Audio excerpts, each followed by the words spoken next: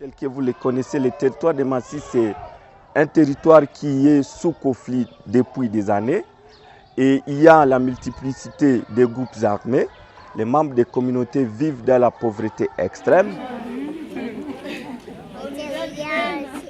Et les membres de la communauté sont limités pour accéder aux moyens de subsistance. On encourage les communautés à faire l'analyse de la situation de protection dans le cadre de la mise en œuvre des activités, mais également de voir à quel degré ils peuvent jouer sur les revenus en réduisant les risques de protection, mais en augmentant les revenus des communautés.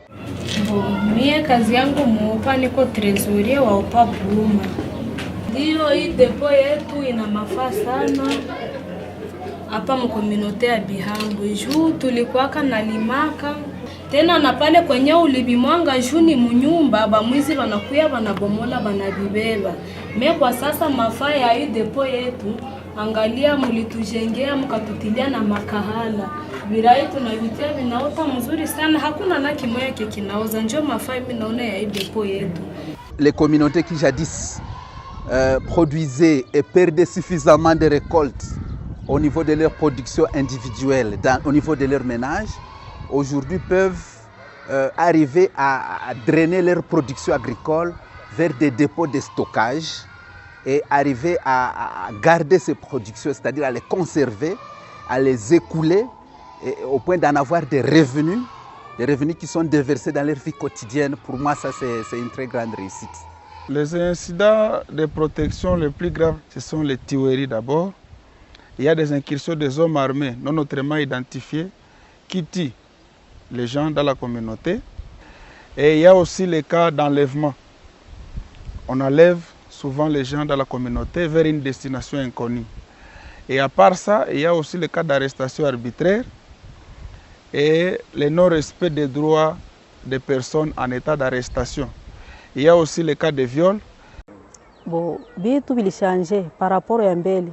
Sao mbele maanani matortile zilikuwa za mingi, marestasio zilikuwa za mingi.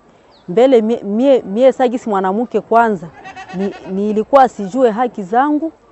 Bo nilikuwa sina tele nguvu ya kufika mbele ya autorite fulani. Saa unafika mbele ya autorite swate alikuwa anakuneglige, lakini a partir ya nani hii projet kufika huku to tunaingia mu message na autorite, tunekala nabo mule mu autorite, tunafanya message, tunaambiana kweli yenyewe iko antuka kusha kwa changement ya kabambi sana. Tuna reunira ke ba membre, tunakuwa na siku kwa juma. Tunakamata siku ya 5 vendredi asubuhi na 6h tunafanya mareunion. Mule mu mareunion tunafanya ma planification sasa ya activité, kama ni juu ya auto référencement, kama ni juu ya délaissement d'enfants et non encadrement des enfants, kama ni juu ya viole, kama ni juu ya ma violence basée sur le genre. Tunakamata mule kisha tunapatana siku tutakutana na ile dimanche, kisha tunaingia ma sensibilisation na wakati tutafanya plaidoyer, tunaenda préparer, tunakontakte kwanza ile service basi, kisha tunakiasa pale kusudi tuone sakisi tutenda fazile ma plaidoyer.